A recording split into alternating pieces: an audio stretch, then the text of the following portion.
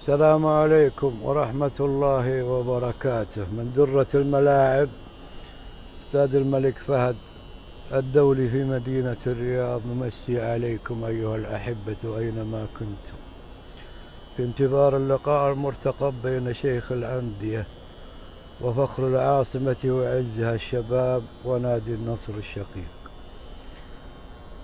في الجولة 25.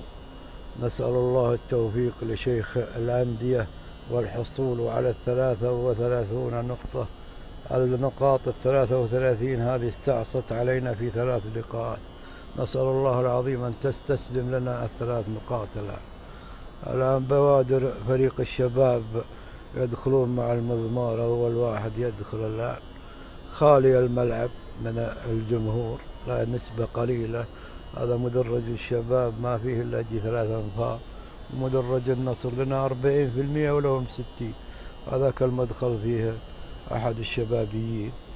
نسأل الله العظيم الفوز، وهذا تسجيل حضور لكم جميعا أيها الأحبة أينما كنتم. تحياتي العاطرة للجميع.